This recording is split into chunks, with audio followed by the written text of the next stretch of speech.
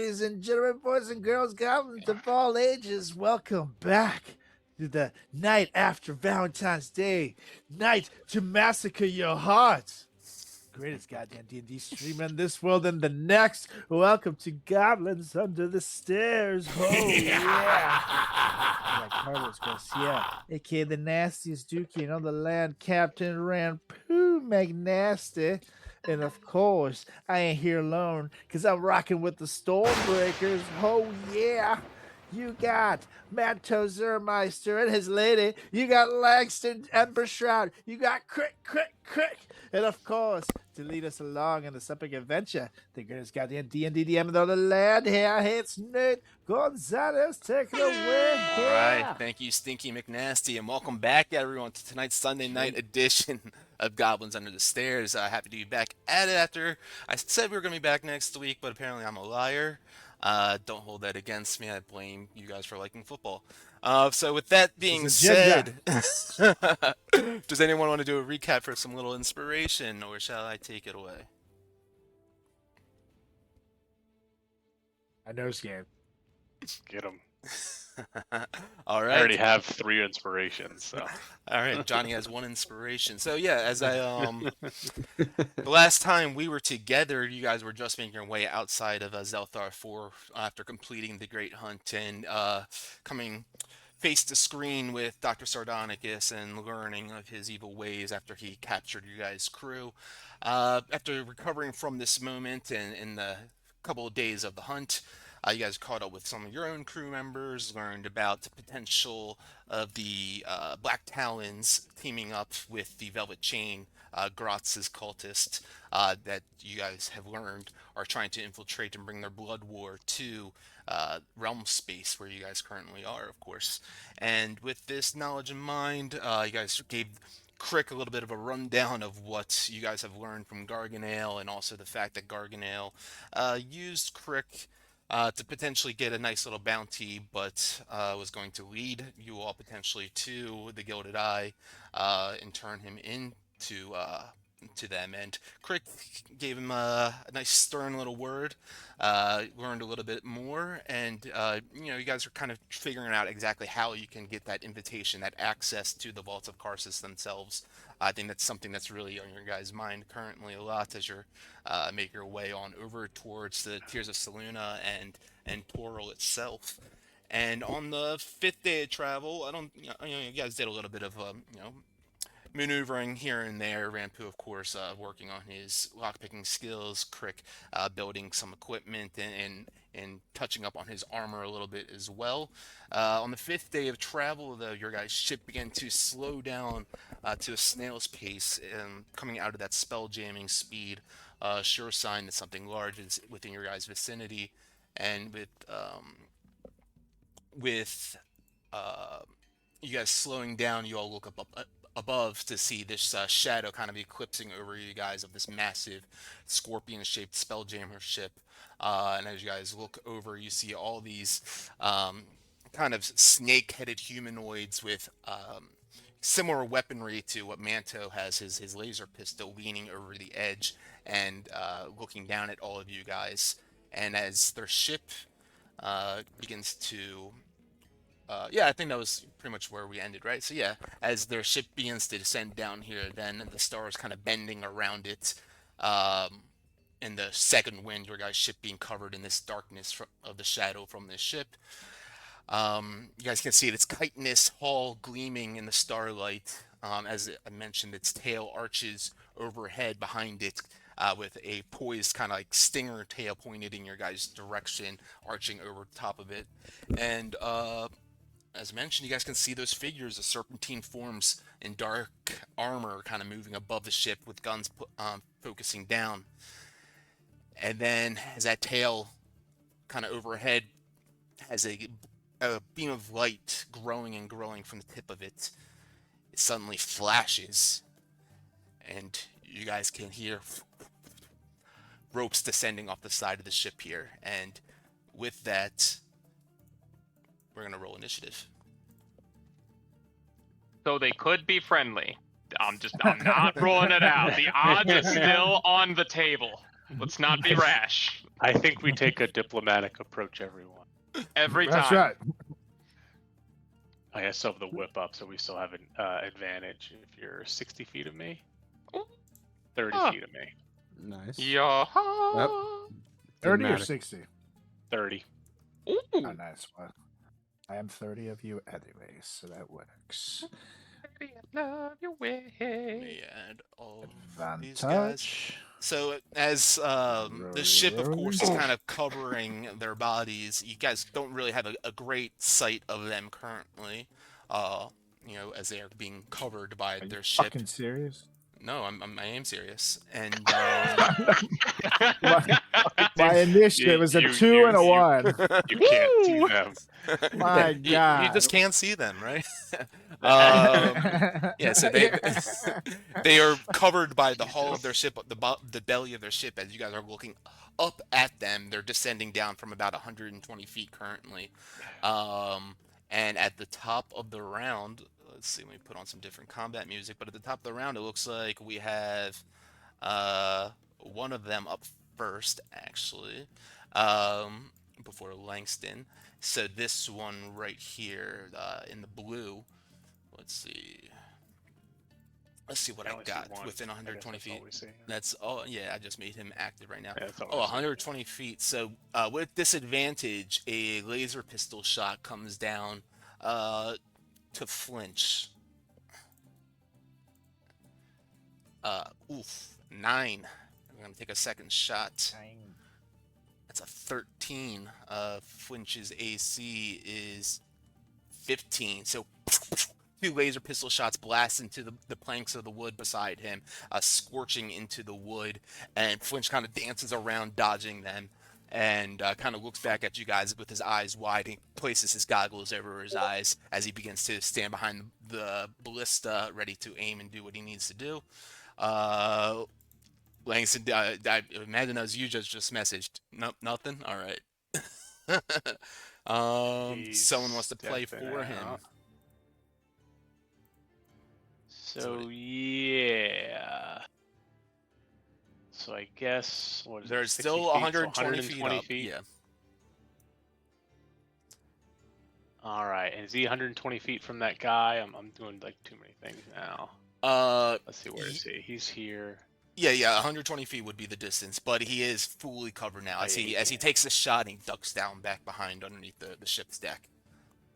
Okay. Why can't I? 5-foot grid. What? Something's wrong with my thing. I take it he would probably just kind of go stand behind Starbow, Mm-hmm. kind of in a do a hide, and he has bless. Yeah, so let's just go hide behind the thing for now. We're all full health. He can't hit anything. No, I don't think there's anything really to be done because everybody's too far out. Okay. We can't see anything, right?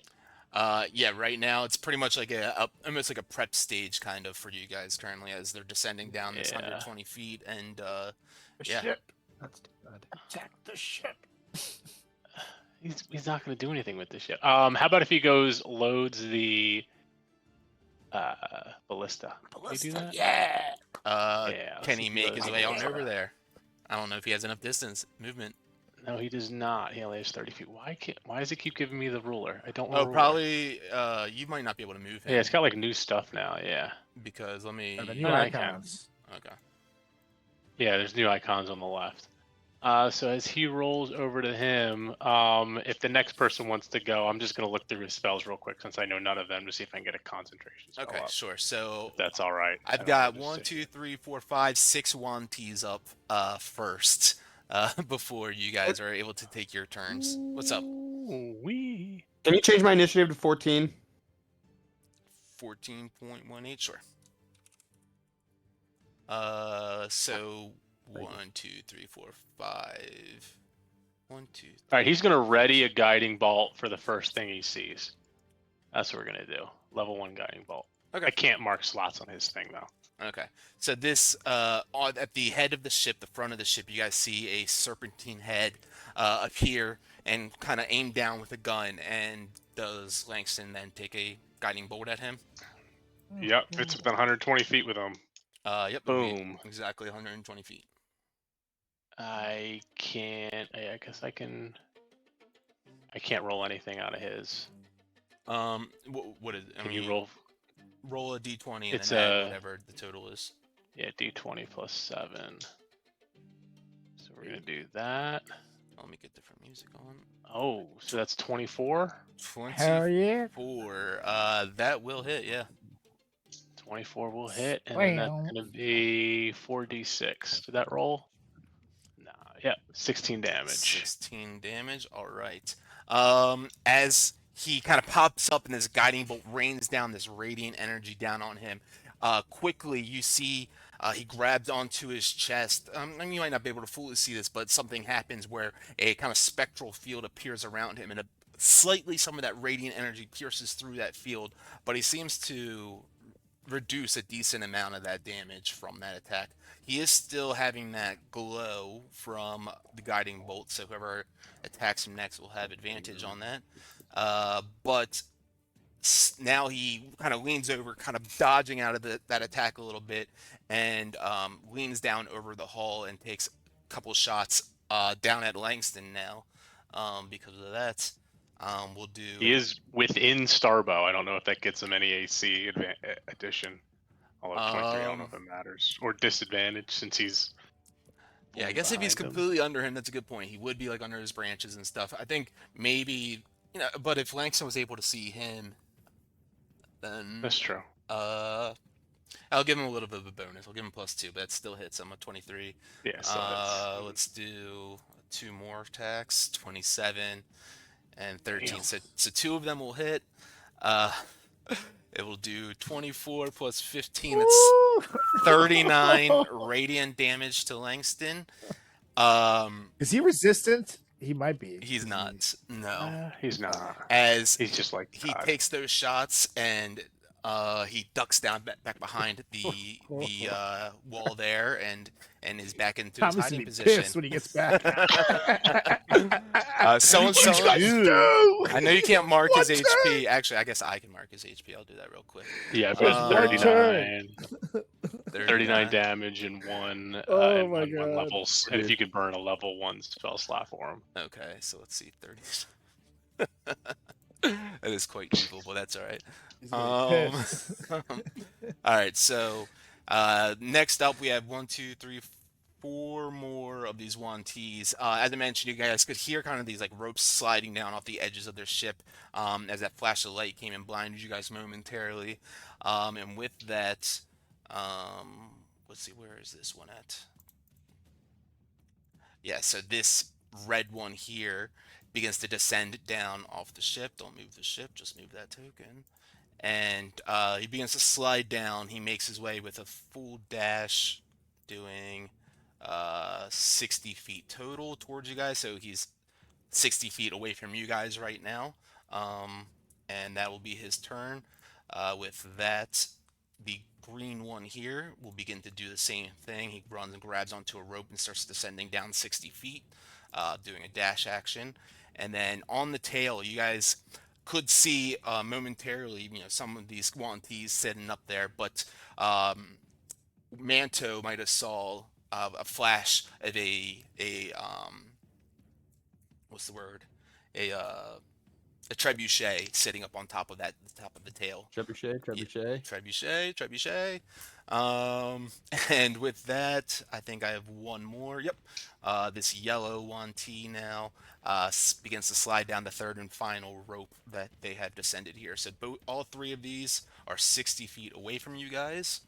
And that will bring us to Crick as they begin to slide down to your guys' ship. So remind me the kind of gravity here, right? Because we're in like a gravity bubble. So if like that rope, if I like attack the rope or something, they'll just kind of like hover there, right? Yeah, they will. Like they're not gonna like fall into the darkness. Yeah, essentially they'll be buoyant at the ship's horizon line, Okay. whichever ship is closest, whichever bigger body is closer to them. And then moving in that space, like without inertia, does that like reduce their speed or anything, or you just basically move in the gravity bubbles as you? Yeah, it's kind of like a swimming essentially. Okay, so it's like half speed. Yeah. Okay. All right. 60 feet, you say? And I can't jump that. If I had 60 feet of movement, would I be able to get to him? Potentially, yeah, you could potentially. I mean, it depends on how high you can jump, but yeah, the rope is probably hanging. I'd say 20 feet from your guys' deck.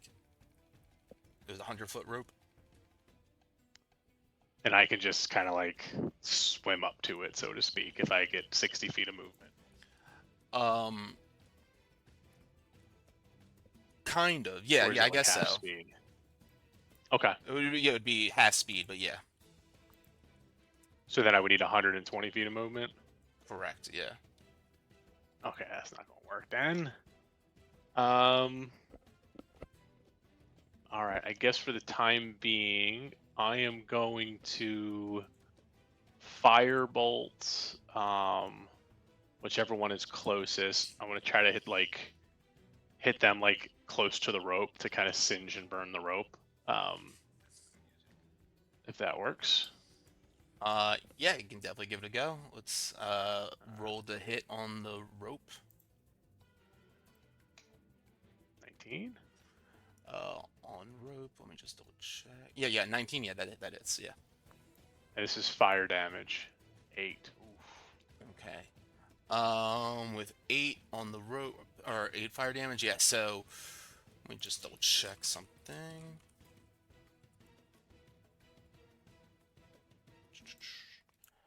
Okay, so yeah, the one rope that you shoot at, which one? Whichever one's closest. Okay, so we'll say red.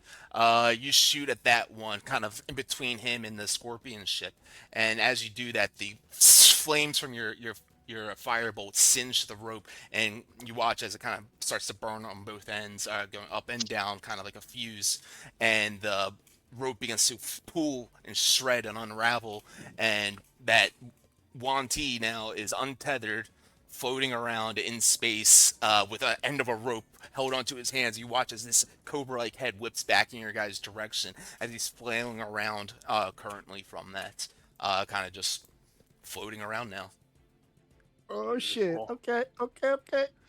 All right. So then Crick's gonna kind of move over because I'm assuming we're like they're lined up with where they're coming in. So Yeah. he's gonna move over his 30 feet, and I'm gonna kind of crouch down to get full coverage from like I'm gonna hide in Starbow's leaves if I can, as well as the kind of like lip of the ship to get as much cover as possible. Cool. Sounds good.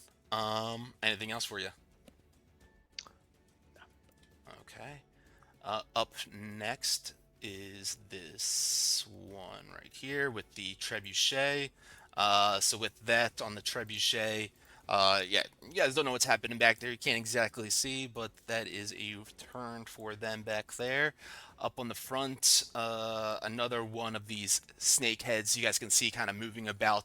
And I'd say, Manto, you might be able to see him pick up a large bolt and place it inside of a ballista in the front too, and that is going to be his turn, bringing us to Manto. Alright. Are our airspaces combined at this moment? Both of the ships?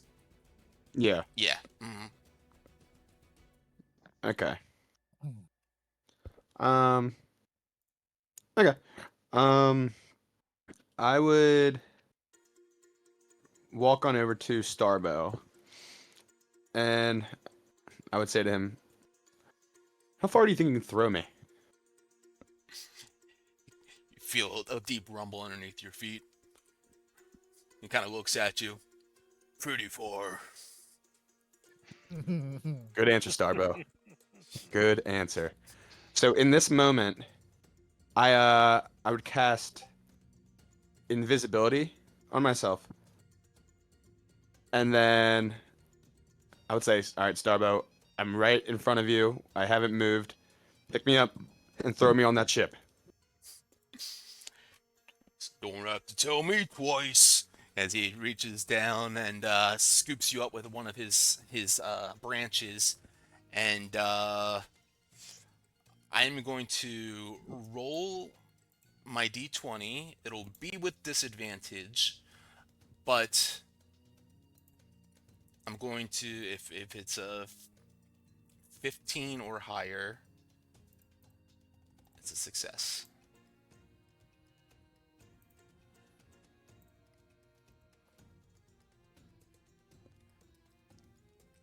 Starbo scoops you up with his So you said 15 or higher. Mhm. As he goes to scoop him up, Crick kind of sees him trying to throw him, and kind of releases a couple nanobots to kind of like get behind, and add a little bit of force to it potentially. And I'm gonna do my D4 ability check. I'm within 30 feet of Starbow. All right, That works. let's see it. Yes. And with just a little bit of extra oomph from the nanobots on Crick's end, Starbo launches Manto into the air, and like a torpedo, perfectly flying through the air, you get launched up onto the deck and kind of land down maybe a 6-point stance. I don't know what Manto does, but as you land up on the ship, that's gonna be Starbo's action for the round, by the way. Oh, actually, I didn't add everyone else into the combat tracker. I just realized. Oh yeah, they're not in the tracker. But yeah, so that will be his turn on that. But yeah, as you land on up there, what do you do? Yeah, I imagine like I would got tossed, and with how fast I'm going, I kind of like land on my feet, but like do like a somersault, and then like 4-point stance. Let me make all these guys visible. And then I'm like looking around, and oh, hey now. I would then proceed to. Run away! Is the trebuchet on the same level? No, the trebuchet is on the scorpion's tail, up even higher than that. Maybe another 30 to 50 feet above where you are currently. But you do see this ballista right in front of him, and then you also see nearby the ballista a larger kind of snake-headed humanoid that you see that seems to be decked out in higher quality armor and gear and everything like that. Okay. I'm Actually, going I would to say real quick. I'm sorry, because you're up here. What's your passive perception? 20. Yeah. I would say that you would yes. also recognize a kind of medallion, not a medallion, but like a pendant hanging off of his neck, of a necklace, a long kind of onyx black talon kind of pendant hanging off of his necklace. Okay. So, black. I'm gonna slide my way on over to the ballista, and Okay, well, I'll say that you landed right here, essentially, near the edge of the ship, so that okay, you'd be right yeah, there. yeah. So then I'm going to begin to like tamper with it. I would take out, what do I have equipped right now? I do possess a dagger, so I'm going to take out the dagger, and the ballista. I'm going to just kind of like jam my dagger into. Does dealing damage such as that constitute as me losing invisibility? Yeah, Because it just says. definitely. Okay. It just says after a target makes an attack roll, deals damage, or casts a spell. That would be making an attack roll, also. But yeah.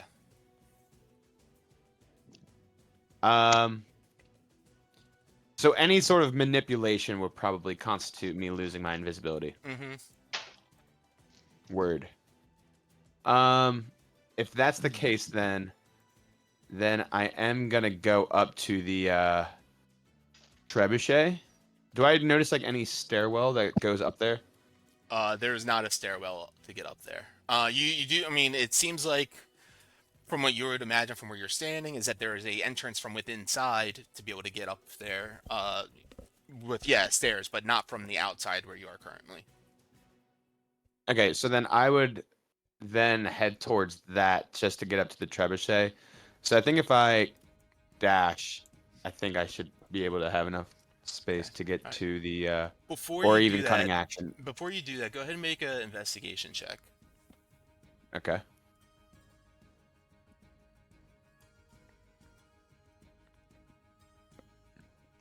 Okay. So you look around, you see all these, snake-headed creatures nearby you, these humanoids, and you find this place. You see the four kind of right near you, and then the one larger one that I said was decked out. You kind of take a moment to glance them over real quick, and then you see those stairs, and said that you're like, I'm going for those, so or whatever you choose to do. But yeah, go for it. Yeah, so whatever distance I need, like whether I need a cunning action dash or whatever, I then proceed just to get up to the trebuchet. Okay, so we'll cunning action dash. You'll essentially be running, and you'll make your way to the base of the stairs. Then you can see up now, and you can hear kind of like commotion, and see maybe a few different bodies up there working together in unison. But probably another round until you're able to make your way up there fully. Word. All right, that'll be my turn. Okay. I will bring it to like I said, you could see some movement kind of going around up there, and with that movement, you see a couple of snake-headed humanoids kind of tossing around. Some of these large, kind of like steel, some sort of metal, wrapped up kind of ball. Massive in size, probably the size of a, maybe 2 or 3 spiral hams put together. And as you kind of look up there and see them doing this, they toss one of them inside the mangonel, and that will bring us to Rampu, because we already did Starbow's turn. Okay, so in here, how far would someone have to be blown away from their ship to float off into space? It has to double. So actually, if you look at what I sent you guys on the Discord, I sent you some rules just a moment ago, but it'll show you a picture in there too. Actually, I'll just send you this picture because that might show you even better. But they essentially have to go double the size out from the larger size of what Done a of. couple things for Billy. So like both of these ships together are creating that gravity field. So each one of these ships are 120 feet, I believe. So it would have to be double, another that distance outside of the ships. So like two. No, so actually, I just 80 or looked. something. I put them together right now. The way that they're grouped up right now would be 140 essentially. I guess. Yeah, so Something 280. like that. Okay. Okay, never mind. Yeah. Okay, well, then I will not be doing that. So I'm going to go with the tried and true bonus action. I'm going to cast Hunter's Mark.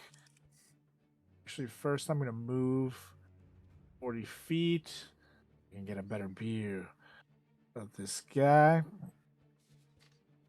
going to come over here. Then I see Crick, like, next to me. He's like, hey, buddy.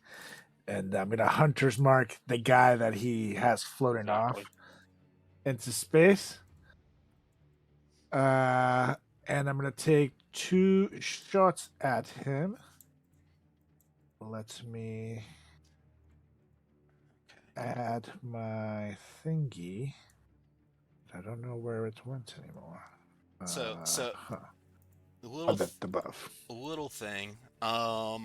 I think I'm wrong. I was wrong about the movement part of it. Actually, I think they actually have to push off of like it's not just swimming. I think it's essentially you have to like push off of something and you keep on moving in a straight line until It's like inertia. yeah, until you're stopped or your trajectory is moved by something else. So this guy right now, I would Oh. say is kind of just floating. He's not going to be able to swim his way back somewhere. Okay, never mind that. Cool. So I do not cast Hunter's Mark Yeah. on Mofo.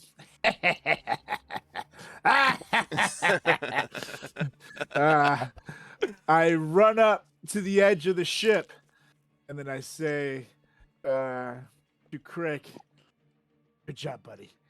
And then I'm going to cast a level 3 gust of wind, baby. Oh God. Okay. So let me send it to game log. Boom. So he has to do a strength 14 save, otherwise he's gonna get blown 15 feet in that direction. I'd say And that's definitely with disadvantage. For the assuming position so, that's the end of that guy. yeah, I'm gonna make this with And does disadvantage. he get like, yeah? Yeah, he's got no firm ground underneath of him. Makes no sense that he would be able to firmly support himself in this. So as you shoot out that gust of wind, how do you do this? What's that look like? I I come over and sneak over to the edge of the ship, and I literally look at Craig and say, "Good job, buddy. Might want to duck." He does a quick duck, and as this dude's kind of like just floating there, I literally do a reverse homage to my giant spit, but it ain't no giant spit. No. It's some stinky dragon's breath, and I just burp. And just this cloud of grossness just comes in and envelops this guy who's just like spinning around there. He's like, and he starts getting pushed that way. Incredible. All right, so disadvantage. That's a 5. And that 20 on the other roll too. Wow, 2 to 20. So Dude, as you F is begin to good. push him away, breath of air of dragon breath air just blowing him back. How far is this? 15 feet away. I'll go ahead and make it 30 right now. Just no friction at all to stop him from keep on flying. And you watch as he tumbles feet over head, as he just keeps on flying backwards and backwards further away from this scene, becoming less and less of a threat for you guys. And you are concentrating on this currently, just so you're aware, and you can move that breath on your next turn if you want, or as a bonus action. Yeah, buddy. But I am cool. And actually, with casting Hunter's Mark, can I still cast Hunter's Mark as a bonus action or no? Can I use magic? Yeah, you can, that's correct. You can't because of that, but also you would drop your concentration on the gust of wind too. Correct. So yeah, I'm not gonna do that. So for I'm gonna go ahead and hide for my bonus action using the tree branches to make me look cool. Whoa! Where'd he go? That's your breath of air is still streaming out. Jesus Christ. Well, I guess Of course. I don't know what your air is doing, but yeah, it's like a Dyson right now. It's silent and deadly. That's right. Incredible. All right, so that's your turn. That's my turn. All right. At the last turn of the round here, that is 5 for the mangonel. Yep. Okay, so Manto, you watch as they have this mangonel loaded on up, and you hear the cranking of the lever. Actually, I'll take that back. It's not exactly like cranking. It's more mechanical, kind of whirling kind of sound. This whole ship, and as you kind of ran through, I forgot to describe it as you were running through. It kind of has a very biomechanical look inside of it, like you're walking through the interior of it, something organic, but also made out of technology and metal and wires and things like that. Very like if I don't know if you've ever seen the movie Alien, Luke, but very much like the set of the movie Alien. Nope. Yeah, I had a feeling. All right, so as the mangonel as the mangonel kind of whirls and you can see them loading up those metal kind of spheres into there, it takes a shot at your guys' ship. Oh my Mangonel or God, the trebuchet? the mangonel. Okay. And the mangonel with an 8 to hit will not do it. Uh, as they're like, shit. Oh, we forgot to set the aimers. God damn it, Marshall! I thought I told you to hit the aimers, and they miss that big time. As that is their turn and that round. This one T up the top now has this ballista aimed, loaded, and is ready to fire it. He takes a shot down at Flinch, who he can see near your guys' ballista. With a 9, that's gonna miss. He Flinch jumps on over that shot as it pierces into your guys' deck, and he yells back at you guys, "A little help over here!" And that will bring us to Langston. Do the ships get a turn to move or anything, or? Yeah. So I guess I don't have Topola in here, but yeah, Topola could use a turn to be able to move a little bit if she wanted, or if you guys gave her direction or whatever. Yeah, I think Langston would kind of stomp on the ground because if I recall, I guess it's over in the front. But he would just kind of think to Topola, "Closer, please," and then see if that gets us closer at some point. But in the meantime, he would be the one that he hit with the guiding bolt. Is that still glowing somewhere, like in the middle of the ship? The one that he hit with the guiding bolt is this guy right here. Hold on, I Who hit the wrong button. you wouldn't be able to see probably.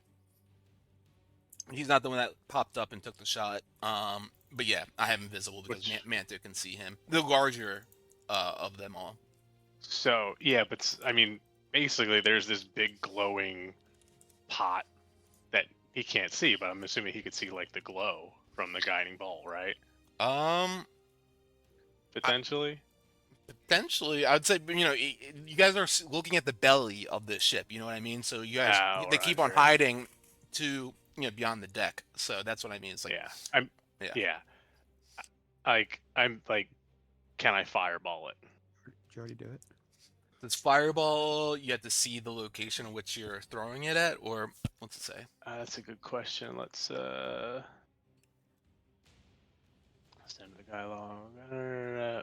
Point you choose within range, and then blossoms to a low roar into the fiery explosion. Why don't you have him make an Arcana check? Can you roll on his sheet? I don't know if you can. Yeah, maybe just roll. I D20 cannot, but it's a thing is. +8. Yeah, I'll just do a +8. So 23. Okay, yeah, I'd say that he realizes that he doesn't have like an exact spot on the deck to be able to hit, but he's seen all these little heads pop up around, and he's like, I can see that corner though, and I can hit that corner at least, and I know that will spread out and hit some other motherfuckers up there. So I'd say like he can see, the corner in which that large guy essentially is at, like right where I just pinged. Perfect. Yeah, it's like wherever you because the way I'm thinking about it is like you saw a guy pop out, he guiding bolt him, you saw the light dim as he sat down, and he's just like, there are people there, and just fireball right in the kind of same area that he popped into. All right, so I'm just putting this line down for Rampu right now. Thanks, dude. Yeah, there you go. All right, and then so you drop that fireball 20 feet circle. It's a 20 feet circle. I can do it up to 150 feet, so it sounds like we're good. Okay, so yeah, I would say you're able to place her right on that corner right there, essentially. Perfect. All right, so Wow. a fireball hurls up onto that corner of the deck and spreads over Manto. As you're standing back on those stairs, you see this brilliant flash of light, and then the intense heat spread from that corner there. As I'm going to select all these tokens in that That's AoE. 8d6. Yeah, and then what's his save? It's a 15 DC Dex save. Okay. And then that or half. 33 or half. You said 15 dex 15 Dex, yes, sir. and 33. Okay. All right. So we have. Oops, sorry. This one has advantage. Sorry. Okay, so pink and orange are failures. The rest succeed. Roll damage. That's what, 33 and then 16. Yeah, I did 33 damage. Oh, sorry. I just hit roll instead of the damage part. There we go. Okay. Apply damage. There we go.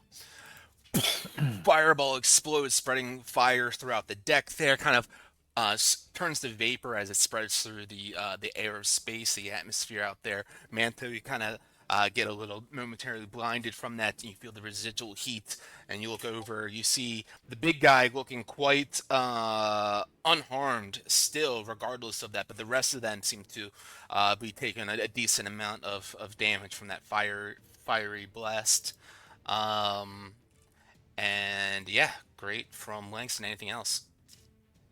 And then with that, so I imagine he comes, so Topola, we need to be closer.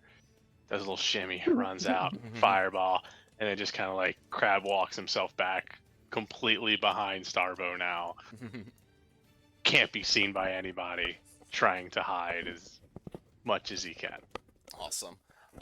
Great, and with that, yeah, Toblood does move you guys up 40 feet. So you guys are 80 feet away from each other currently. And that's it for Langston. We have this larger Yuan-Ti up now. Manto's still invisible, right? Because you didn't take any sort of actions that break your invisibility. Is that correct? Correct. Okay. So with him looking down at the ship's deck, let's see. He takes his laser pistol out, and you see him kind of flicking through a couple of buttons on it, different kind of commands, and he shoots on down at Flinch.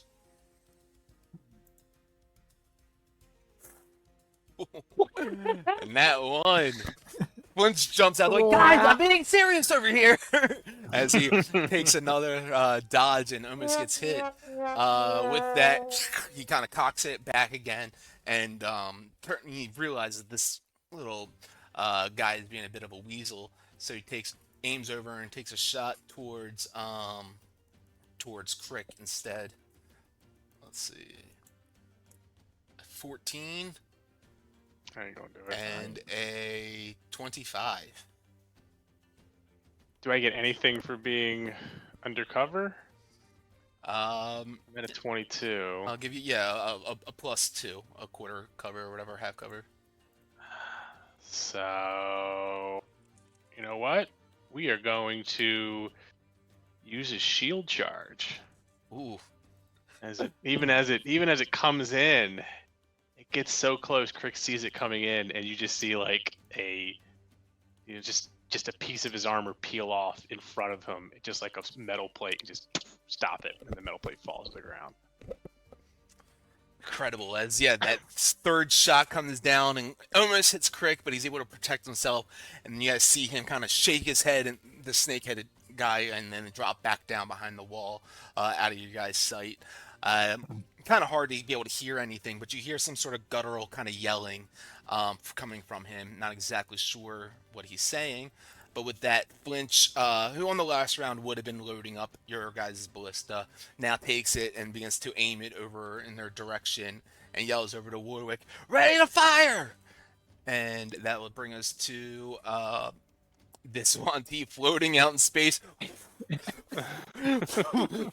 flipping just constantly. He's going to keep on moving another 30 feet in that direction, just because his momentum pushing him in that way is forcing Hashtag science, bitches. Yep, no friction to stop him, nothing. So with that, Commodore Crux is up now. He is running over towards the edge of the ship, and with his gun up, he can't see anyone, and so he just goes and starts to. He's trying to aim and see where he can pop a weasel, but instead he puts his gun away and grabs one of his force grenades out from his side and tosses it up into the air just at the belly of the ship, because he can't make it further than that, and the ship will have to make a dex save. It's gonna be with disadvantage. Actually, I guess the ship doesn't make a dex save. It's just gonna do damage. And let's see.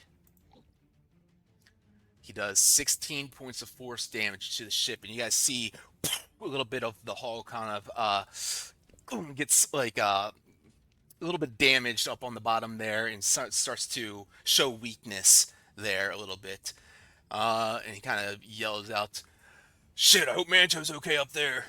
And that'll bring us to this green Wanti over here, who's now just if he went 40 feet, he's only 20 feet away from you guys now, so slides down the rest of the movement onto your guys' ship, lands down on the ground. I'm gonna make a athletics check to see if it does that smoothly, if it falls prone. 21, I would say, is successful. And as it slides on down there, with Flinch right next to him, he kind of reaches over and does a grapple. Actually, I guess he won't use his grapple. Yeah, we'll do that. We'll do a grapple to Flinch, and he tries to pull him in. Let's do a.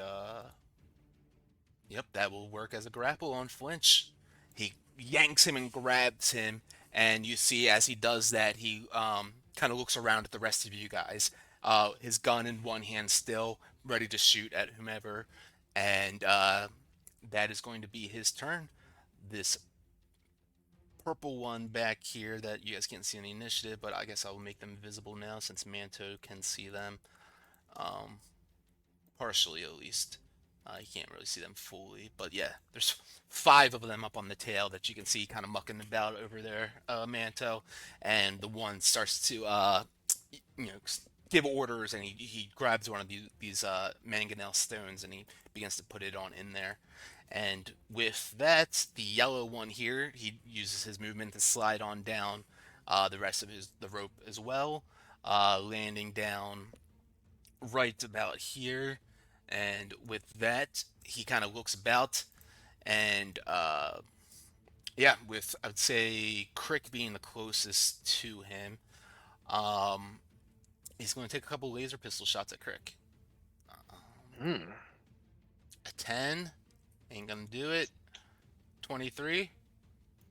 Shield's still up till my turn. Yep. So, Yep. Good. Kind of. He. Wait, did they go through my gust of wind? Because that changes their movement.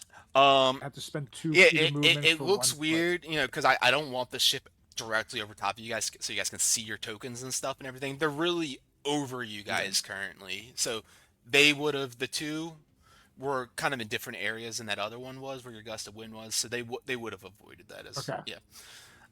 Okay, cool. Good call.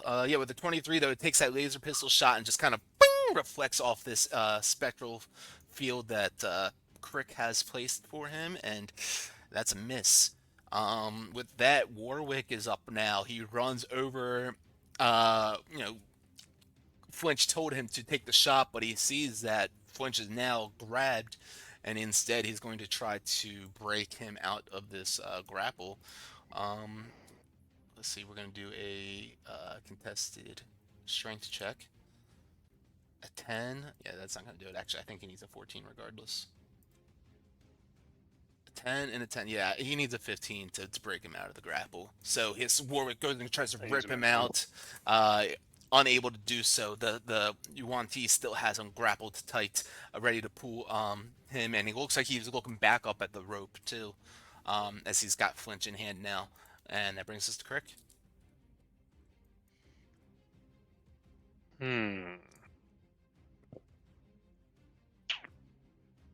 Okay. So he's looking back at the rope. So Crick kind of mutters to himself. Finally, as he moves himself kind of over here, Rampu sees him walking away, and typically proportions as you walk away, like you get smaller, but Crick stays the exact same size as he's slowly walking down the path, as he's actually getting bigger and bigger and bigger. Hell yeah. And then as he see walks, Rampu's eyes just open up like, what the fuck? and then as he gets over to the snake people, he's like, he used to be like up to their thigh, and now he's actually towering over them, I think 15 foot tall, and he just goes, "You should pick on someone your own size," as he takes his hammer and just fucking whacks the guy that's holding what's his name. And Epic. And we are gonna see what happens with that. Yes, that's gonna be bonus action growth, or not growth, but that's a 24.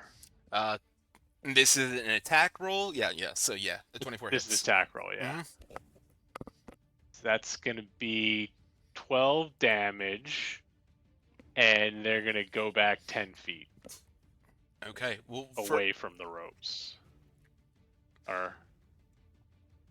Okay, so what's gonna happen here first is he sees you getting bigger, and you say pick on some of your own size. As you lift up your hammer, he smacks a button, like kind of a mechanism on his chest, his mechanical kind of technological armor that he's wearing, and with that, this kind of shield appears around his body as well. But still, you're able to break through that. He does reduce the damage that he takes from that, but still. He needs to make a save, or what's the push? No save.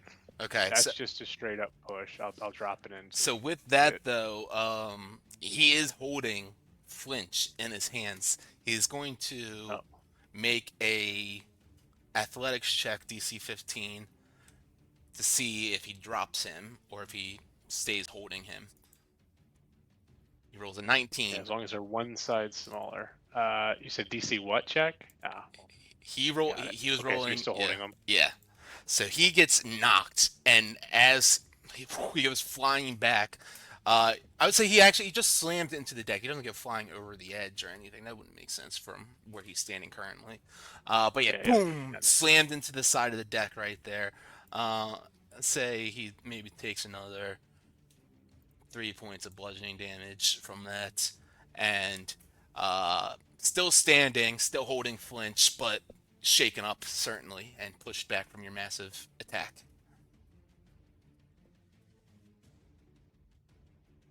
And I just kind of look at him. I look at his friend and go, "You should tell him to let go." As even though I'm far away from him, the mace extra length just nails him again. So I'm gonna go for another wallop on him. Okay. With flinch to see if I can dislodge him. Sure. 15. Can I add a D4 to that?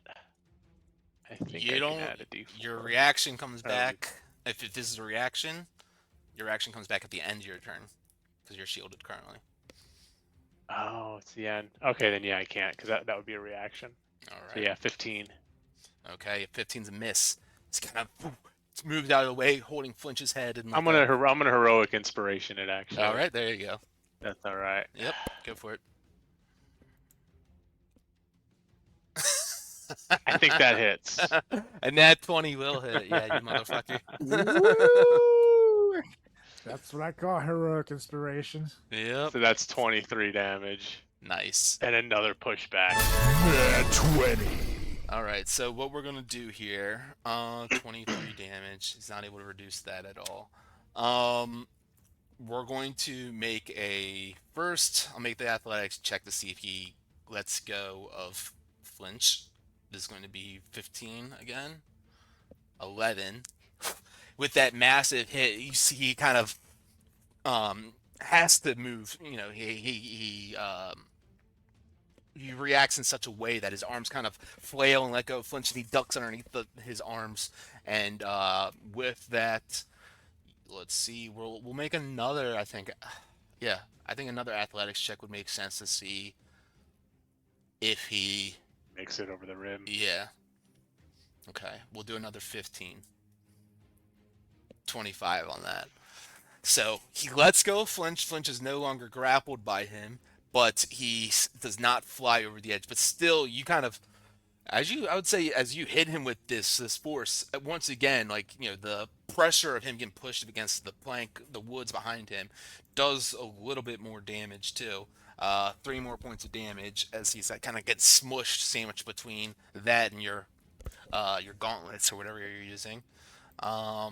And yeah, he's looking shaken up, still standing somehow, but no longer holding Flinch. So with that, Crick's going to take one more step towards him. He just kind of goes, "Welcome to our ship." That's the end of the turn. Incredible. All right, this blue one up here at the mangonel, he continues to do the whole process of loading and aiming and whatnot. So that's 2 steps on the mangonel out of 5.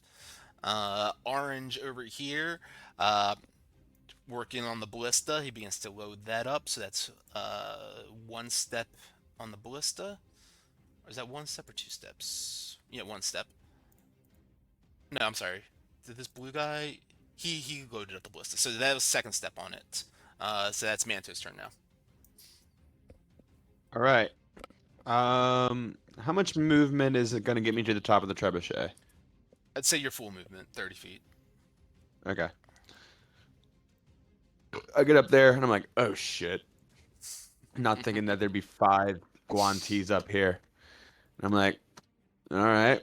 That changes what I was gonna do. And so I'm just like, kind of just slide around them. I'm like, oh, excuse me, pardon me. I don't actually say that. And I would go here, and now I'm just gonna get into dashing, and probably cunning action dash for 120 total. Would it be 120 or just 90? 90. Okay. So I would then drop down. Oh, you're If back I- down if on I were the, to drop- you're back down on the lower deck? Yeah. Okay, gotcha. Would I just kind of like float down since we're kind of in this like weird gravity sort of thing? No. So like when you're on like a level plane, you're using like gravity like on Earth's surface, but when you're off of that, the gravity works. And like if you look at the picture I sent in the rules, it'll help make more sense. But like you're always being pushed down to or up to the Yeah. horizontal plane of Yeah, I big understand. body. Okay. Yeah. Oof. So, So with, hold on, with, so if I with, did that, with your 60 more feet though, you could make it to the other end of the ship if you wanted. would I take fall damage? Potentially, yes. Then, actually, hold on. Let me see something real quick.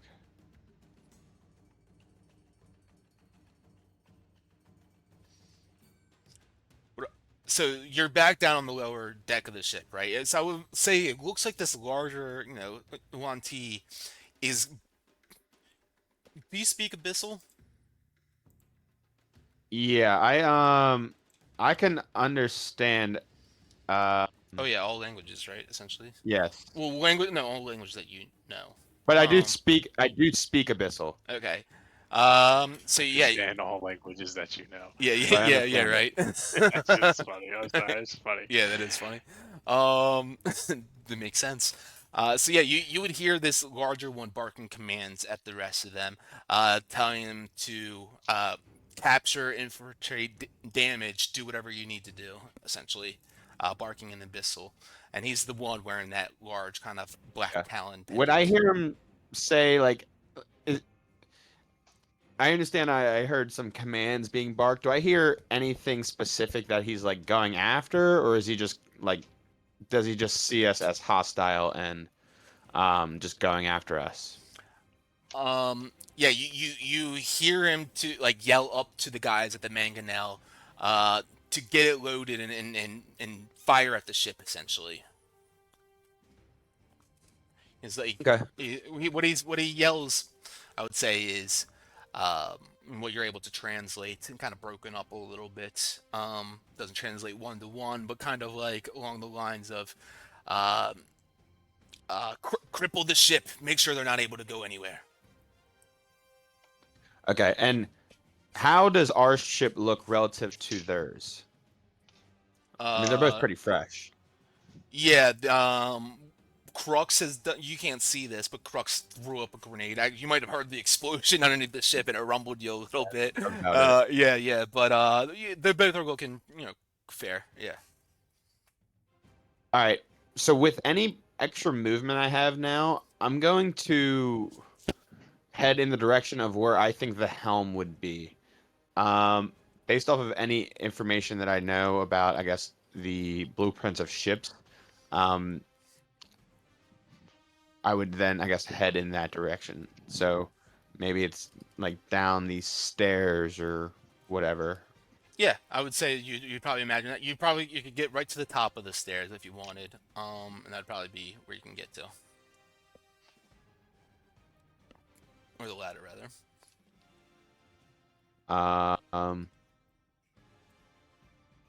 Okay.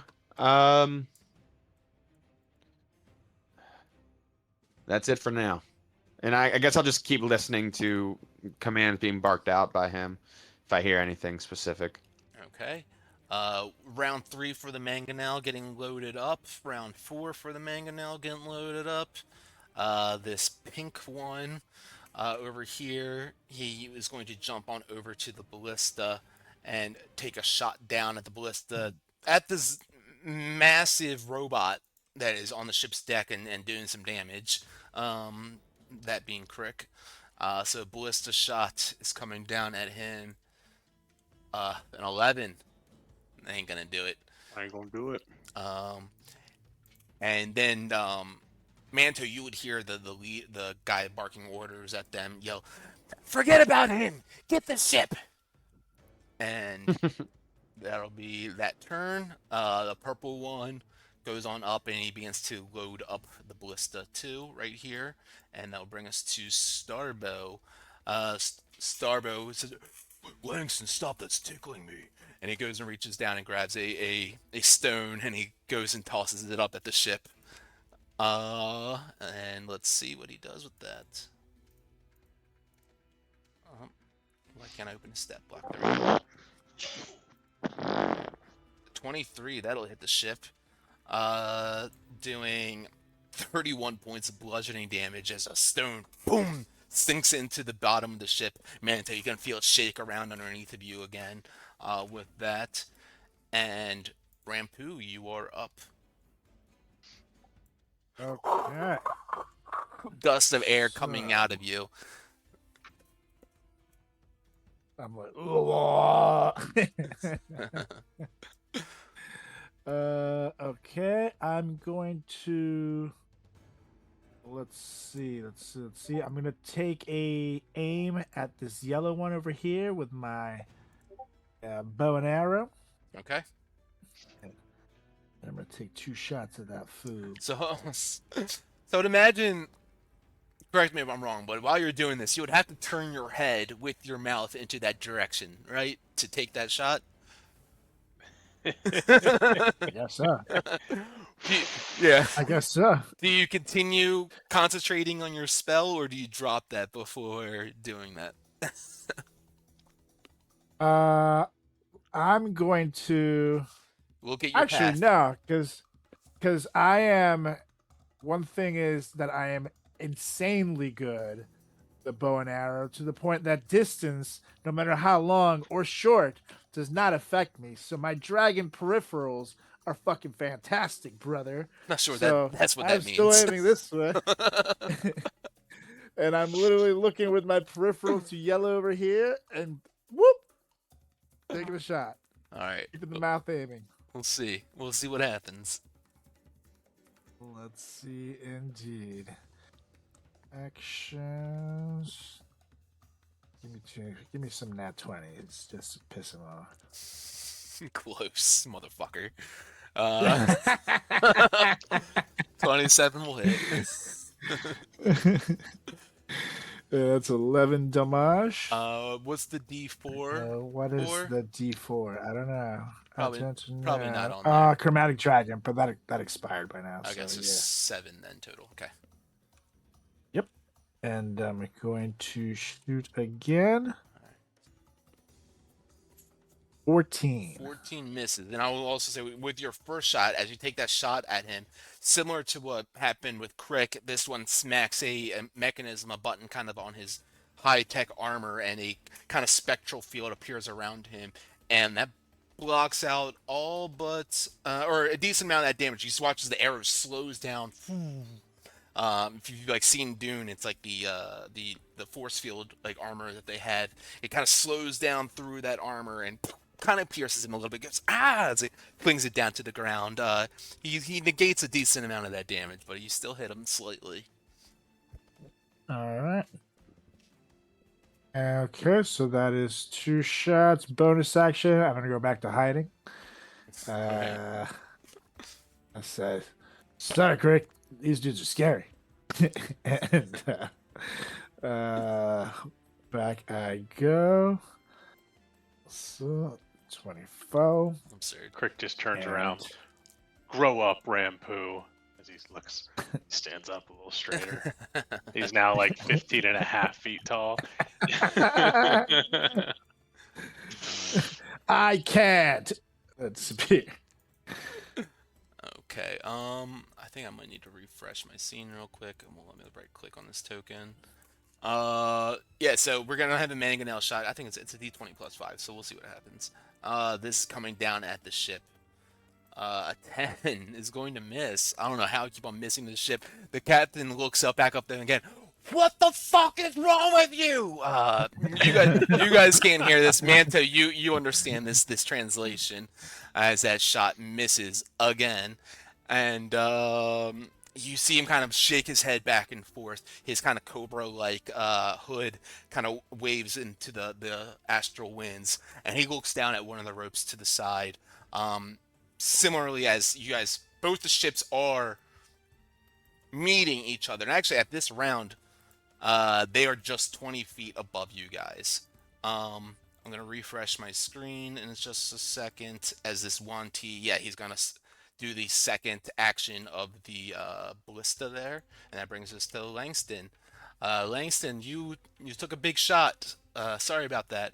And Boy, did I! I've been doing math and just backtracking this whole time. I'm like, all right, I rolled a 20, one and shot. then I left, and now I'm back, and I'm like, oh, I'm in pain. The yep. only one in pain, by the way. Oh, Yeah. super! I'm the only one. Hooray! You did do a nice fireball to the lower deck crew, so that was good. But Fantastic. they are 20 feet away from you guys currently. Okay, 20 feet away. I'm behind And there's Starbow two for on the being a ship. shield. Yep. And please Stop, bear with me. I'm Langston. so sorry. I don't want to. Thank you, Stabo. I don't want to hold us up with too many questions of just recapping. Oh, good. These guys are firing the mangonel up here on the upper deck. Yes. Which Is you there don't have anything sight that of. comes out of this? Right. Mhm. But that's the whole ship. So sorry. Mhm. Does the scorpion tail release anything, or is it just the mangonel on top of it that we can't see? You guys have seen it. You know, it has the tip of it glowing with this white light. Nothing has happened from that yet, but that is happening. Okay, super. Well, I think what I'm just gonna do here, 'cause let me see here. Sweet, that doesn't limit the allies. Yep. Given how things are, I think I'll just ask everybody, be like, do you want me to nuke them again, or do you want me to kind of just focus on maintenance and repair? What Nuke suits 'em. everyone's vote? Nuke? I got one vote. Nuke. Crick. Kill them all if you can. Okay. Well, say less. So, and I can't hit anybody up here. Yeah, no, not up there. You can Okay. start to see like some of these guys who are setting up the ballista over here. You can see probably the orange and the blue on either side of the bigger one. Okay. Then fuck it. If I'm gonna nuke him, I'ma nuke him good. I'm gonna do my 6th level spell. I'm gonna go Blade Barrier. What the fuck is Blade Barrier? Oh, you gonna learn today, buddy. Tell you what. Yeah, he's back and no holds are being barred. Just made it up. Yeah, right. So I said 2 words. 10,000 D6s. Alliteration. Yeah. So I'll send it to the game log, but I create a wall of whirling blades made of magical energy. Wall appears within range and lasts for the duration. I make a straight wall up to 100 feet long, 20 feet high, and 5 feet thick, or a ringed wall up to 60 feet in diameter, 20 feet high, 5 feet thick. Wall provides 3/4 cover, and in its space is difficult terrain. Any creature in the wall space makes a dexterity saving throw or takes 6d10 force damage on a failed save or half as much on successful. Creature also makes that save if it enters the wall space or ends its turn there. So, I think I'm gonna do that on just the five guys, burgers, and fries right in front of Manto. And how are you setting up the wall? Because I can make it ringed or a line. Where's the shape option? Why don't give me a shape? So if it's 60 feet in diameter, hold on, let me do some measurement real quick. Mm-hmm. You can do the. I don't know if you ever use the AOE templates on the left-hand side, the circle tool icon. Oh, is that there next to it? Yeah, they used to be on the top. Or now if they're you, on or the if you left. click A, yeah, maybe I have the mobile icon set up. I always have the icons like this. Circle. That's right. How can I expand it? I just want to see what 60 feet looks like. Yeah, just to see what 60 feet looks like. So you can right-click it and go down to token settings, right? Yeah, and then change the custom feet So size. It's gonna be massive. 60. Holy shit! So Manto's inside of that as well. Well, unless I do this, then he's slightly away. It's not. And then they're just... Actually, is there a way I can... Would it only be on the outside of the circle though? Actually, wait, no. Yeah, hold on. blades Hold on. themselves, Sorry. yeah. Can I... How do I delete this? I have something way funnier in mind. Like it. Okay, I'm gonna do the line of this because it's 100 feet long. I'll do the 100-foot line, have it start on the big guy right here in the middle, go all the way back, and it's 20 feet high, and then it just gets everybody who's a part of that. And so it doesn't get Manto, it's on Manto's right, but gets everyone else who's in that line. And anytime they start their turn, like... Does that make sense? You picking up what I'm putting down? Yeah. Those guys on the mangonel, they're too high up to be hit by that. Just a heads up. But It's higher than 20 feet? Yeah, it's like 30 feet. What'd I say, Luke? 30 to 50 feet, right? Yeah, that's what you said, 30. Yeah. Well, Let's make sure I'm consistent. I'll still do the line then. Fuck them. Yeah, I mean, it's still great. So yeah, I mean, you'll get all 5 of them. Manto is so drop it. We'll see what happens. You don't know he's right there, by the way. He's invisible, and you also can't see the top of the deck. Super. So keep that. So The only one you've hit is the big one. How do I fucking rotate this thing? Oh, there we go. Meep. Let me do conditions, token settings, All right, size so, and feet. So that's fine. 100. You'll hit the 5 of them. It looks like then. Yeah. All right, cool. So then I'll just do that and just kind of put it right in the way of them. It doesn't act like wind wall or anything like that, but anybody who crosses through it or ends their turn, they have to. Fucking nowhere. Yeah. So I think Langston just peeks out from behind a tree and is like, "Nuke." All right, and then just snaps his fingers, and you just hear like a cacophony of like swords clashing just on their foreheads. So they have to make a DC 15 Dex save or take. Oh, hold on. D10. So I'm just placing this 8D, 6D10. Can I please go back to the screen? God damn. Okay, so dex save. Yes. Oh my god, 2 1s. That fucking blows. I am unlucky. Now that I'm back at the range. 15 dex and 22 damage. Yes. Okay, so let's see what happens.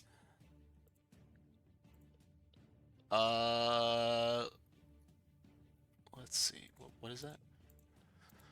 We have big guy, pink and orange are successes, purple and blue are failures, and it's half damage, right, on a success? Yep, it's 11. But also, since when it gets their turns, if they start, they have to make the save again, and I'll do 6 more D10. Oof. Chop, chop, chop, chop, chop, chop. As they're getting chopped up by this, you can also hear kind of like these blades chopping against wood or metal as well up there. Oh, And Oh yeah, the yeah. whatchamacallit. oh, I think I'm getting this ship. I'm like, is that cool? Do we want this ship too? I'm trying to yeah. cook lobster tonight. Oh, okay. Say less. Yeah. Langston looks at the scorpion and is like, okay. Lobster it is? Yeah, sure. All right, I'm Raccoon in. comes back from hiding. Lobster! Oh, shit. Is that way? Oh, and he's gone. Starbow is like, a lobster's kind of like a mermaid to a scorpion. Oh. Robert, stop saying that.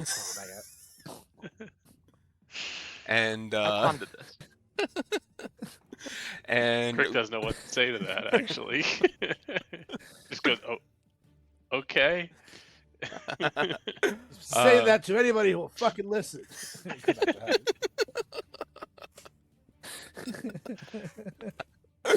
incredible. All right, that's your turn, Langston. That's all I got. I'm sorry. That was very long-winded. No worries. So at the start of his turn, the captain here, he needs to make a dex save. Yes. Does it say that a creature, or end its turn there? So not the start. Okay. Wait, what? Oh. Man, wait. Enters or ends. Oh, if it Yeah. enters for the first time or ends its turn. Okay. Well, Okay. So with the chopping blades by You its gotta move side, it. it Great. dodges out of the way of that, and he immediately just hops. He looks around, sees there's no way through that, and he just hops down to your guys' ship deck.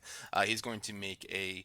Actually, yeah, I'm going to use a bonus action to do that, and you guys see him kind of like levitate and gently float on down there, as if there's some sort of mechanism, some sort of energy force that was enabling him to gently glide in such a capacity. And with that,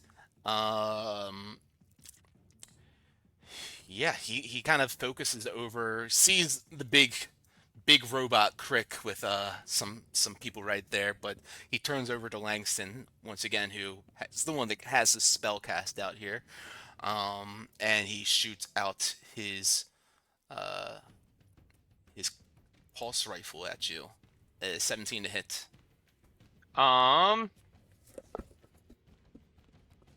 there anything I can do to counter that and make it so it doesn't hit me? Is there any cover being behind Starbow? Yeah, I'd say you probably have 2 cover. Okay, so then I'd be at 18. All right, well then that's a miss. As he kind of What a win. tries to take a blast at you and misses.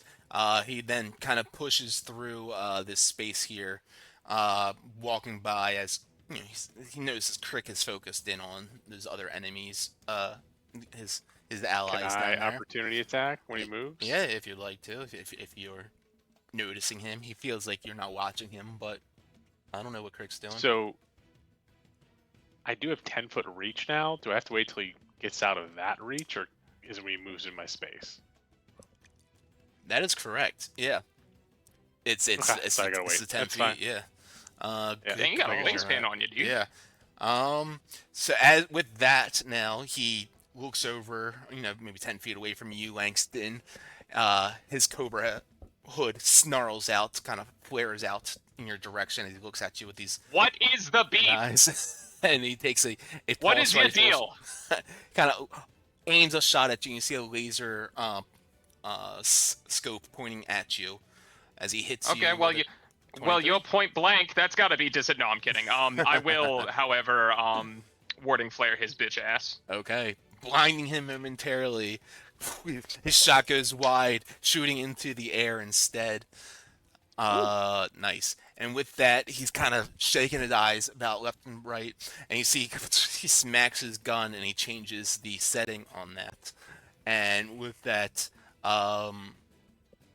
he points it at you once again, and then he turns around quickly, flaring the gun over in Crick's direction and shoots it at Crick. Oh no! and I need you to make a strength save, Crick. Oh. I actually don't. I'm still weak, which is insane, but. Do you have 11. advantage because you're huge? Unfortunately, no. Not until Brutal. later. Yep. Yeah, no, it's just.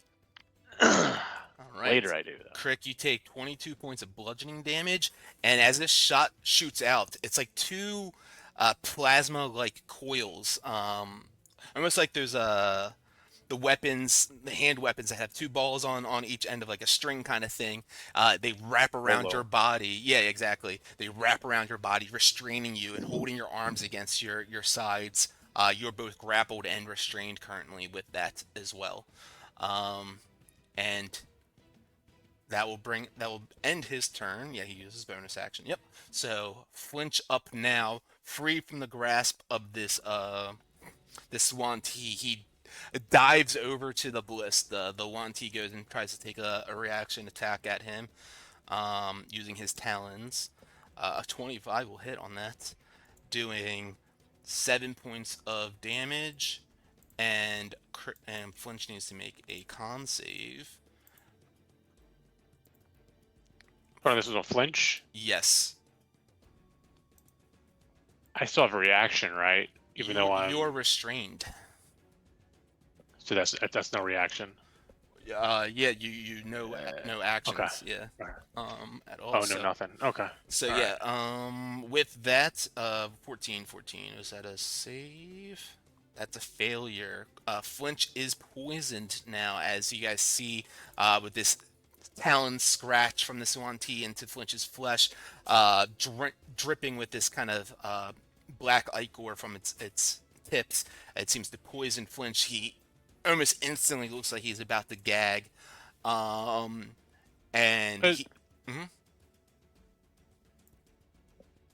It says my actions have disadvantage for restrained.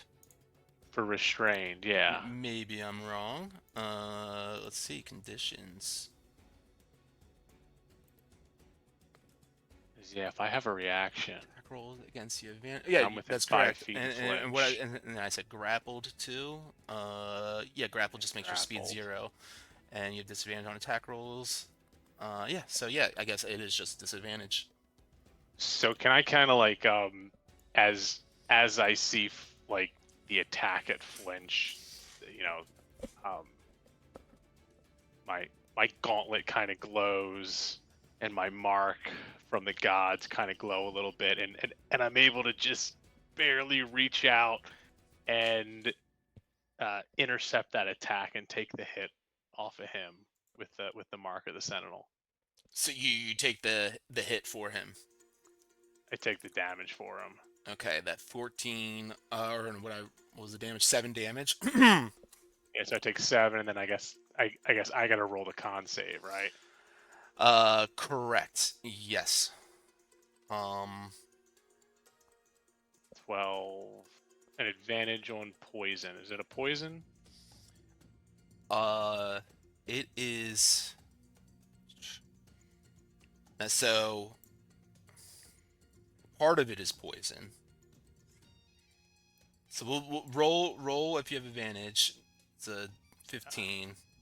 Okay, so you're not poisoned, but let me just see something.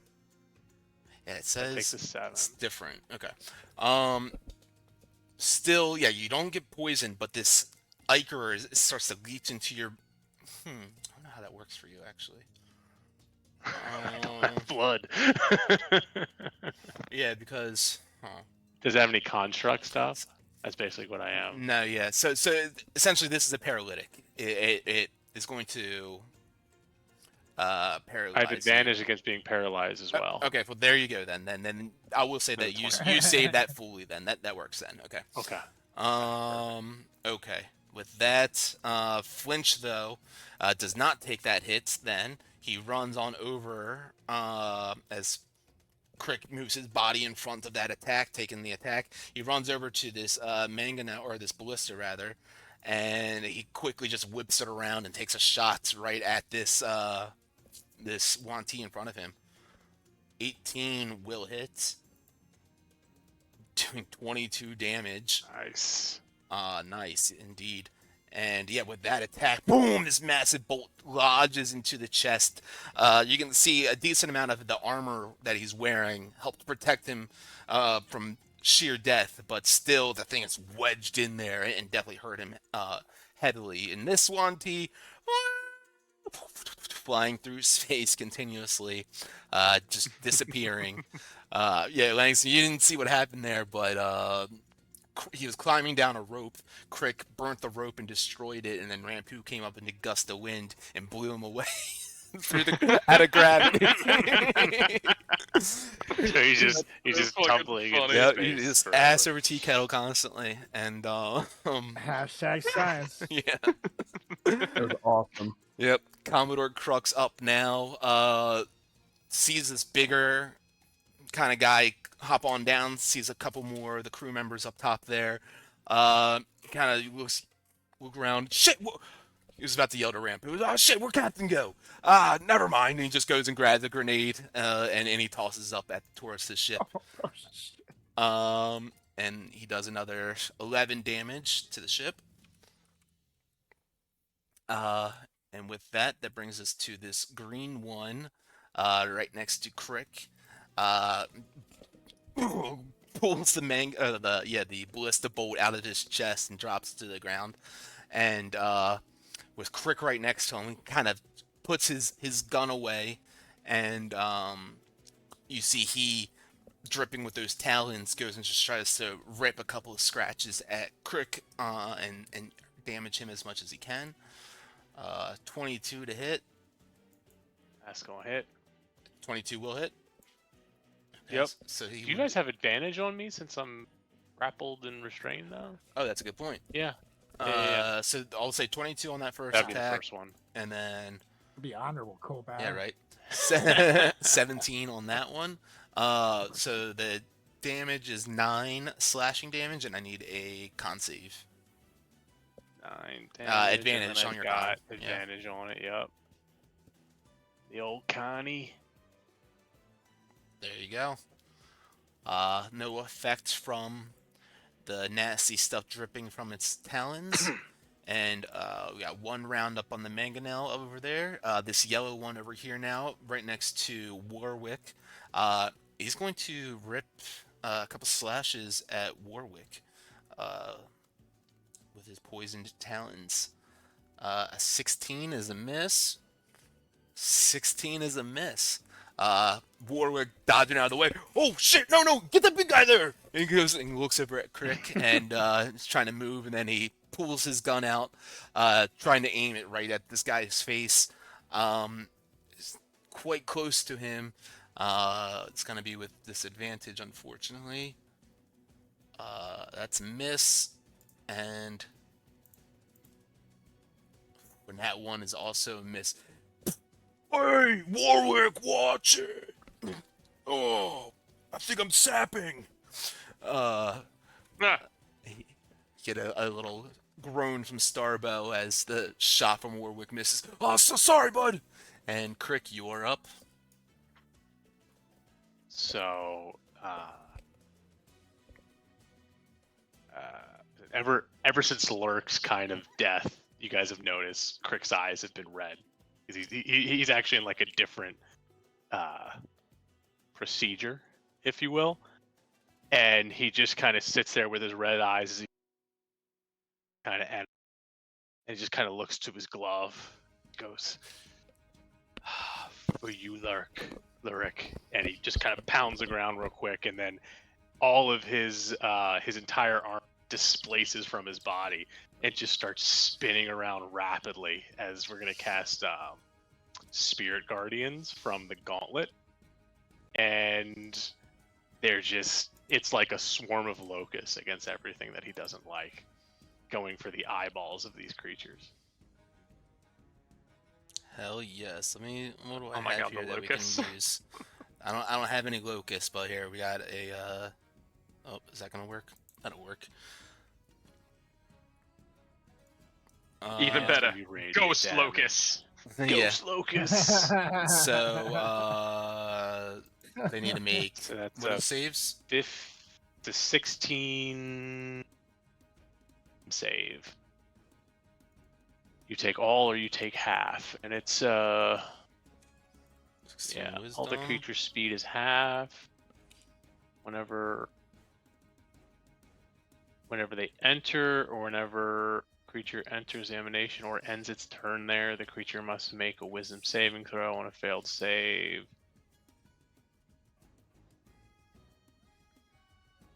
All right. Fit around you. It's 15 foot, yeah. Beautiful. So, yeah, you emanate these locusts from your body, these radiant locusts swirl around you and start nipping away at these Yuan-Tis, doing full damage to the one against the ship's deck, but the one in the back there starts swatting them and dodging out of the way of them. But yeah, that is your action there. You're concentrating on that. Oh yeah, and I can designate, so all good people are obviously fine. Mm-hmm. And then for my bonus action, I'm gonna strengthen up. So I am gonna take my D8 times 2 durability. All right. Oh, Love it. solid 6. Solid 6. Beautiful. All right. Or no, else it would be 4. It's an 8. Yeah. So that's gonna be it. Okay. This blue one up now. That's 2 rounds on the mangonel. Orange one over here, trying to dodge out of the way of these little blades. Hops on over to the edge here, and then jumps down the rest of the distance to the lower deck, where you guys are. Let's say an 18 is a success. Narrowly avoiding. Hey, Rampu, make an Arcana check real quick. I want to see how your gust of wind is hiding with your hiding. There's nothing there. Yeah. I mean, could it be just like you don't see air, right? So like, You yeah, just hear like this really loud breathing. yeah, It's like one of those like weird jet streams underwater. exactly. You just hear like sleep apnea. It's the fucking undertow. Old and he's, like, Rampu smoking. is the undertow. So he jumps down to the lower deck where Crux is, and with Crux by his side, the one that's been blasting these grenades up at them, it's going to take a couple of slashes at him. An 8's not going to do it, but an 18 will. That's 11, and he's going to have to make a con save. Oh hell yeah! That's a failure for Crux. So Crux is now poisoned and paralyzed as this venom begins to take hold of him. You see him reaching for another one of these grenades, but freezes in place. Kind of not fully frozen, but almost like he's got like his muscles have atrophied. Like it's hard for him to move, and do what he needs to do. That said, it's Manto's turn at the top of the ladder, making his way down to the spelljamming helm. Yeah, so before I go down entirely, so the captain and another guy from the ballista have, I guess, left. Are they like seizing fire and just like now like going after our ship? It looks like there's pretty much Langston has forced a hand there. You see these chopping blades, and those guys were forced to one end of the ship where they couldn't pass through and get back to the ballista and get back to the other end of the ship without getting all chopped up. So they saw what they had to do, which was jump down to your guys' ship and continue the fight, or else be kind of sequestered against these blades in this little area that they were stuck in. For sure. All right. I mean, do you have? Yeah, I'm gonna go down Mm-hmm. to the to their helm.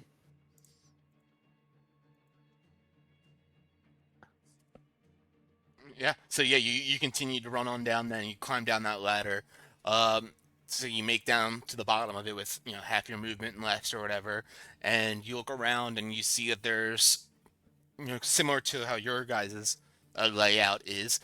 You see like a lower deck main hall area, and then a couple of doors that split out from there.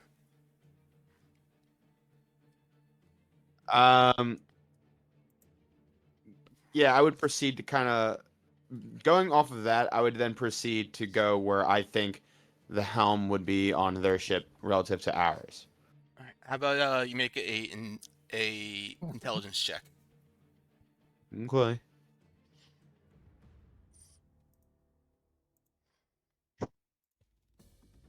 Fuck. Okay. Yeah. Yeah. Fuck it. I'm gonna use my inspiration.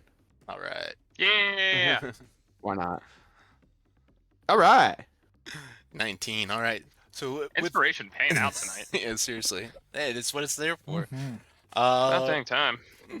So you look around as quickly as you can, and you see a kind of slight arcane glow coming from underneath of one of the door frames. And with that, you would be able to kind of piece together that it seems similar to like the humming and the arcane energy that thrums from Topola's helm as well. And would I be able to assume that there's someone, I guess, manning the helm?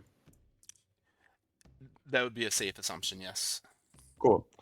So then here's what I'm going to do. I kind of like rip off like a little piece of like shit off my cloak and just kind of drop it on the like at that door. And with minor illusion, I'm going to make my voice sound like the captain of these Guanti.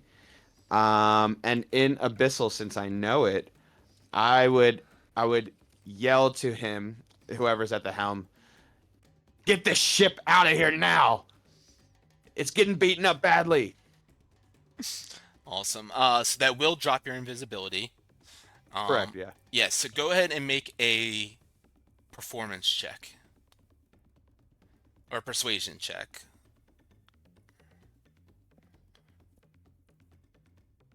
All right, here's what I'm gonna do. Since that is charisma. Mm-hmm. Oh fuck! I am going to use cunning intuition. To add a D4. Okay.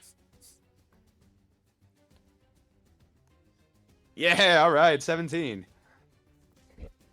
All right. So you yell that out, and kind of maybe a second or two goes by, and you hear a voice yell back out to you. Did we capture him? Did we destroy the ship? I'll be heading out now. And you kind of feel the ship kind of begin to list a little bit, begins to move around a little bit, and that's that from that. The door stays shut and everything. Would I be able to now I would put myself how far can a airship travel in one turn again? It depends. Typically for like this kind of ship-to-ship stuff, it's like 40 feet around. Okay, all right, that's cool. So then what I'm going to do is I just kind of have my laser pistol ready for anything, and I'm just going to hang out like at the base of the ladder Okay. that I just climbed up So at. you don't have an action ready because you used your action to. No, correct. Okay. I'm just Gotcha. I'm not doing anything. I'm just kind of being vigilant. Defensive position. Defensive position. I gotcha. All right. Yeah. Anything else for you? Plus 1/2 AC. Yeah. That's it. Awesome. it. Yeah. You yell out, and you feel like you do get into the head of the spell jamming helm, whoever's commanding that and controlling it. That you get a response back, and it seems like they've acknowledged, and you were able to pull one over on them potentially. As this red one up here now, third round on the mangonel, fourth round on the mangonel, and then this pink one here jumps back from these blades. Oops, I keep on grabbing that. Yeah, he jumps back from the blades, kind of looking around, feels the ship beginning to move, and he runs over to the edge of the ladder and he looks down and begins to yell, "What are you doing, Captain?" And he looks down and sees you pointing up at him, Manto, with a laser pistol, And as he sees you standing there, he's going to take a shot down at you. Let's see. Or a couple shots, rather. 14 Missed. and a 12. 2 shots going side to side of you, Manto, as you're able to dodge narrowly out of the way of them. This purple one here sees the pink one shooting down at him, down there, and looks over and sees you. Once again, kind of doing some hopscotch down there, dodging out of the way of these laser pistol shots, and they take a couple more shots at you too. Now 1 and 22. Oh man. There you go. All right, and I will. Yeah, what do you have? I will uncanny dodge that one. All right, yeah, right. Let me hit something, god damn it. You take half that Yeah. damage, so Half five the damage. damage, Yeah, we've been battling stormtroopers. Seriously, apparently. Yeah. Except for Tommy. Yeah. We have one on our side. It's Just an old retired stormtrooper. Yep. Just, That's started right. hanging out. Stormtrooper. Starbow up now. Langston, stop the tickles. He kind of takes his branches. He tries to swing you away a little bit, and he kind of puts his branches around your body to give you a little bit of like a barrier, a little wall around you. Actually, Thank yeah, you. he's gonna do that as his action, and he's gonna give you a bonus to your armor class here instead of anything else. Oh, amazing. Rampu, you're up. Okay. So Oh God, I'm sitting here all sneaky. I hate And then this. this orange guy just stands right in front of my face. So bonus action, I'm going to shift my line and blow this guy off the ship. Whoa, Rampu, if you, I'll be next in line if you're offering up blowing, guys. So this orange one then, and is there a strength save? Yeah, there's a strength save, right? Yeah, 14. Okay, let's see, strength 14. I rolled a 6. Yeah. So, Bye-bye. so It's 14, right? I got a 6. This has You been the need funniest 14 to ever. pass. Yes. Yeah, got What is 6. a 6? it has been insane. A 6 gets you a trip to space. Good to say. I bet you alright. didn't have that on your bingo card, DM. Nope. So, all right, I'm gonna say, are you just facing him when you do this, or do you Yep. angle in any sort of way or whatever, or? I face him, so literally we're facing the exact way we're going, so he would be like going diagonal that way. Okay. Literally the exact same way we're going. I'm gonna make another strength check for him to see if either he gets just pushed into the wall behind him, or if he gets thrown over the edge fully. So let's see. But he would get pushed 15 feet away from me. So Yeah, but there was a wall between the two of you guys, or between that 15 feet and. So what I was yeah, but seeing. how high is that wall? 'Cause if you're Exactly. getting That's why I'm 6 making feet- this check. 'cause it's 60. Got It goes knocked 60 feet that way, so I feel like Yeah. he'd get his back broken otherwise. Yeah, go make an Arcana check. If you beat 16, then he's gonna get tossed. I'm fucking a +0. I'm beat. Yeah. Good try. All right. Yeah. He's gonna take some damage because of that. Getting slammed into the wall. Go ahead and roll 2d6. For that one. Mm, And I'll have him. No, I was gonna say I'll have him fall prone, but really, I'm gonna say you'll have him restrained he's, right like, now. stuck against the Essentially, wall. Yeah, Yeah. you have him pinned against the wall, essentially. He's like stuck in the wall. Yeah, yeah, you said 2d6? yeah. Imagine Rambo just appears. This guy's like, oh shit! Ah! Broke his back, broken into the ship. Seriously, yeah.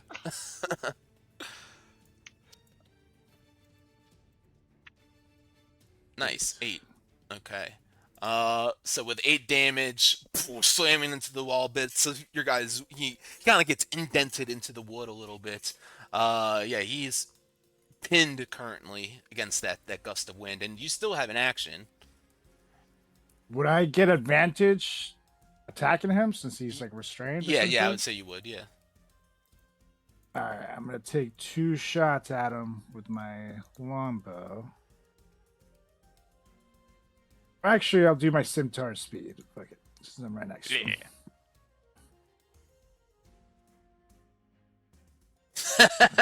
First one, That's 2 nat is ones. it a nat 20? That's crazy. Really? That's not there. Been Okay. there. Oh man, Let's see again. Sorry, my sheet is going so slow right now. it's all right. Come on.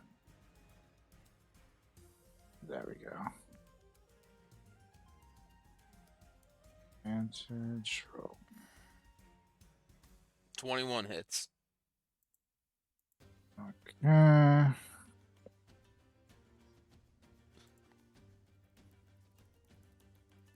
All right, 7 damage. Nice. I can't see that. So you get a slash into him as you're holding him into place right there. A little unfair, but such is life. As this mangonel now loaded up takes a shot down at your guys' ship, not focusing on anyone, just the ship. And we're gonna see if we hit.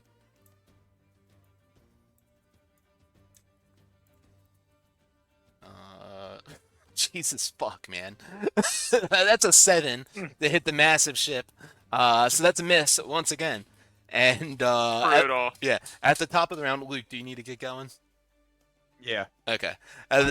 Yeah, Early morning. all good. Yeah, at the top of the round then, Crick down there with the Spirit Guardians wrapped around him as he's still restrained as well, but he's got himself an all-offensive play at least to protect himself. The leader of that group down on the ship next to Langston, once again, as Langston, I'd say now that you're face-to-face with him, you can also... maybe you weren't here when I described it to Manto, but you can see him wearing a necklace with a long onyx talon at the end of that necklace, like an emblem or a whatever you want to call it, a pendant. Like a black talon. Yeah, and Okay. and with that, Rampu holding this one guy up against the wall, Manto dodging some laser pistol shots. We got a hell of a fight still brewing here, and we will pick it up here when we get together the next time we get together. That's right. That's right. Yeah. All right. Love it. Indeed. Funny fight so far. Honestly. This is wild. This is wild. Anything? This We is like space Orthodox fights. Yeah, right. What'd you say, Don? So this is a true space fight. Yeah, exactly. Well, thank you guys for playing. Thanks everyone for tuning in and watching. I hope you guys have a great week. Enjoy the rest of your Sundays. Take a long rest and look out for those goblins under the stairs. We'll catch you all next time. Peace. Have a good night, y'all.